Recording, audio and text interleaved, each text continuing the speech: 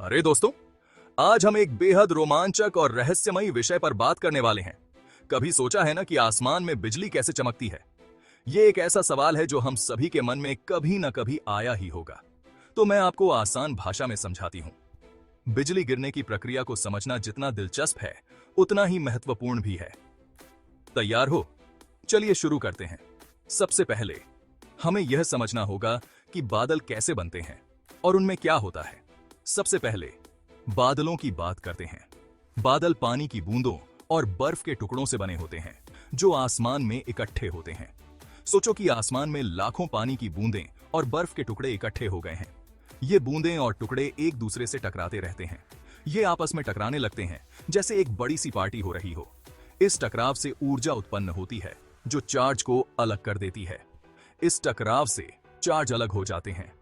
बादल के अंदर ये टक्करें बिजली के चार्ज को बढ़ा देती हैं, जिससे बादल के अलग अलग हिस्सों में अलग अलग चार्ज जमा हो जाते हैं।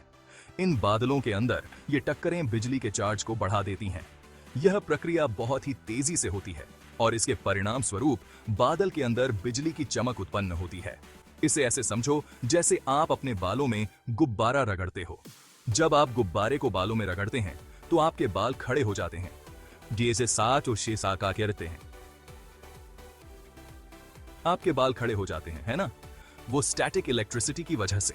इसी तरह बादलों में भी स्टैटिक इलेक्ट्रिसिटी उत्पन्न होती है। वो स्टैटिक इलेक्ट्रिसिटी की वजह से कुछ ऐसा ही होता है, लेकिन बहुत बड़े पैमाने पर। बादलों में यह प्रक्रिया बहुत ही विशाल और शक्तिशाली होती है। कुछ ऐसा ही होता है, लेकिन बहुत बड़े पैमाने पर। अब बात दिलचस्प होने वाली है। जब बादल के अंदर चार्ज जमा हो जाते हैं तो यह चार्ज एक दूसरे के साथ प्रतिक्रिया करने लगते हैं। अब बात दिलचस्प हिस्सा पॉजिटिव चार्ज हो जाता है, जबकि निचला हिस्सा नेगेटिव चार्ज हो जाता है।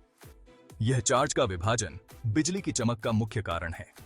बादल का ऊपरी हिस्सा पॉजिटिव चार्ज हो जाता है, जबकि निचला हिस्सा नेगेटिव चार्ज हो जाता है। यह चार्ज का विभाजन बिजली की चमक का मुख्य कारण है। लेकिन यह सिर्फ बादल में नहीं हो रहा है, नीचे की जमीन भी इसमें शामिल हो जाती है। जमीन भी इस प्रक्रिया में महत्वपूर्ण भूमिका निभाती है।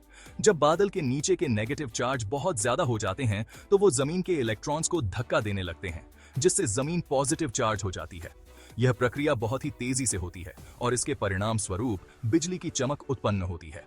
बादल और जमीन के बीच चार्ज का यह अंतर एक बड़ी सी बैटरी की तरह है जो जुड़ने का इंतजार कर रही है।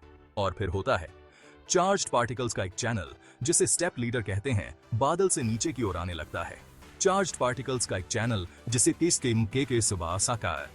स्टेप लीडर कहते हैं, बादल से नीचे की ओर आने लगता है। यह चैनल बिजली की चमक का मुख्य मार्ग होता है। यह स्टेप्स में चलता है, रुकता है, कम से कम रेजिस्टेंस वाला रास्ता ढूंढता है। यह प्रक्रिया बहुत ही तेजी से होती है और इसके परिणाम स्वरूप बिजली की चमक उत्पन्न होती है। इस बीच जमीन से पॉजिटिव चार्ज्ड पार्टिकल्स ऊपर की ओर आते हैं। जब ये दोनों मिलते हैं, धमाका। यह प्रक्रिया बहुत ही तेजी से होती है और इसके परिणाम स्वरूप बिजली की चमक उत्पन्न होती है।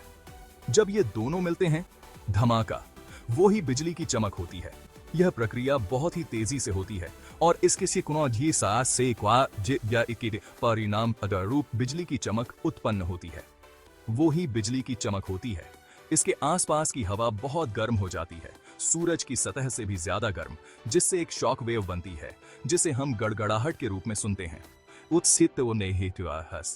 कि आसपास की हवा बहुत गर्म हो जाती है, सूरज की सतह से भी ज्यादा गर्म, जिससे आई की से की शॉक वेव बनती है, जिसे हम गड़गड़ाहट के रूप में सुनते हैं।